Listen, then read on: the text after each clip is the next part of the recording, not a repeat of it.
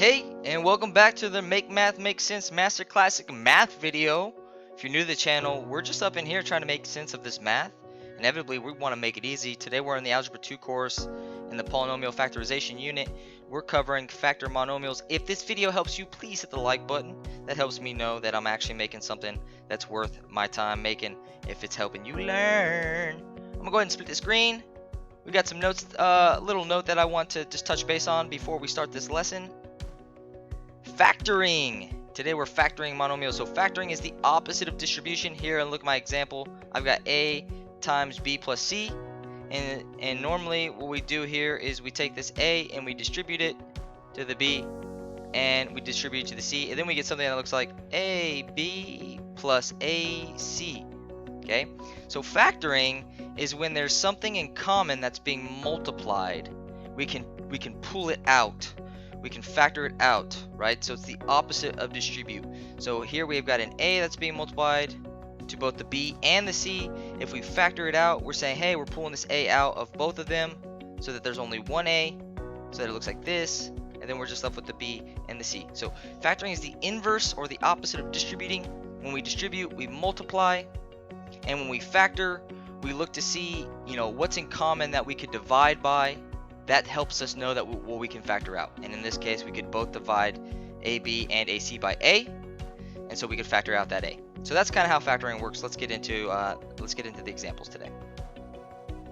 Here we have a problem, and I'm gonna go ahead and read it out. The rectangle below has an area of 27y to the 5th square meters and a length of 9y to the 4th meters. Right? Notice that square meters, right? That's the area. It's when you multiply the length and the width, they become square. Right? The length is 9y to the 4th. What is the width? So we're trying to figure out what do we need to multiply to 9y to the 4th to produce 27y to the 5th. So what do we need to multiply to 9y to the 4th to get 27y to the 5th? Now, essentially we're going to factor out what is left over. What is left over? So one way of thinking about this is like, what do we need to multiply 9y to the 4th by to get 27y to the 5th? Well, we could easily just divide 9y to the 4th, and whatever's left over, so 27 divided by 9 is 3, y to the 5th divided by y to the 4th is y, right? This is a little note here, when you divide exponents or bases that are the same, you can subtract the exponents. So here's the rule. This is the exponent rule that you should know. X to the a power divided by x to the b power is the same thing as x to the a minus b power. So I just subtracted 5 minus 4, right? So we're left with 3y, right? And that should make sense, right? If we have 3y times 9y to the 4th, right? We get 9 times 3 is 27. And 1y being multiplied to 4 y's means that there's 5 y's being multiplied, so y to the 5th. Right? I can count up the number of times y is being multiplied.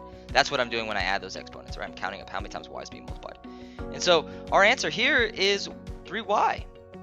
And so you can see I figured that out by dividing, right? So when I'm trying to factor, one way of figuring out what I can factor is by dividing, and that's exactly what I did here.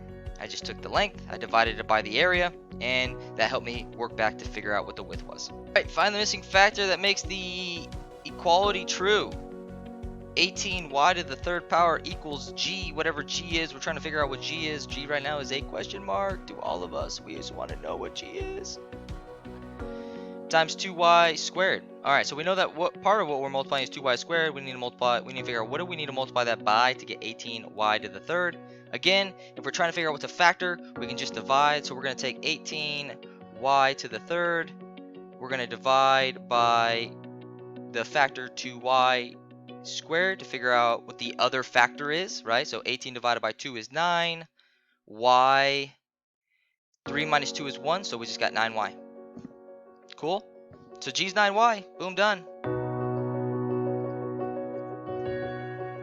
Again, I got y because 3 minus 2, we're using the subtraction rule here because we're dividing bases that are the same. If you don't know your exponent rules, you got to know your exponent rules. It's going to be a huge part of what we're doing here. All right.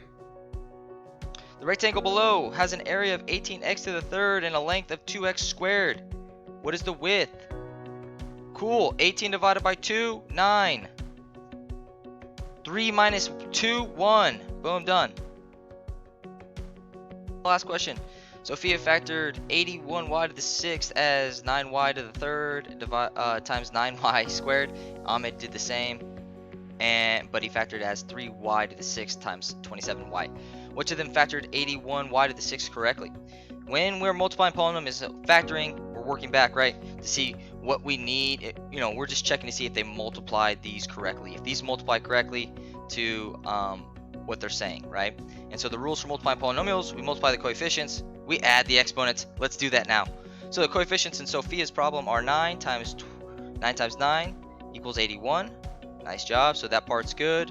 And we've got y to the 3rd times y squared. We're adding exponents here. That's the rule. When you multiply bases that are the same, you can count up. You're really just counting up how many y's are being multiplied, so you can add them.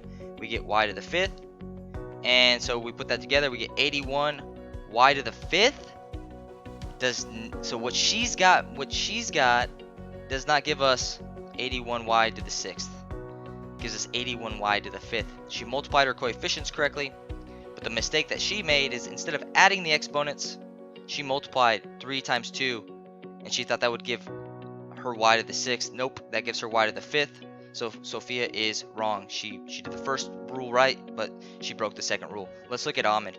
Ahmed is doing 3 times 27. That is, in fact, 81. So he multiplied the coefficients correctly.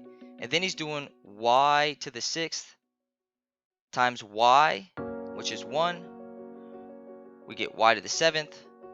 And here, again, we're getting 81y to the 7th. We want 81y to the 6th. Ahmed is also wrong. What was the mistake that he made? Again, he did 6 times 1, thinking that's how he get y to the 6th. Sorry, when we multiply bases that have exponents, we add them. We don't multiply them. That's the confusing part, because we're multiplying our coefficients, but we're adding our exponents. Both of them are wrong. Sorry, Sophia. Sorry, Ahmed. And that's how you factor monomials.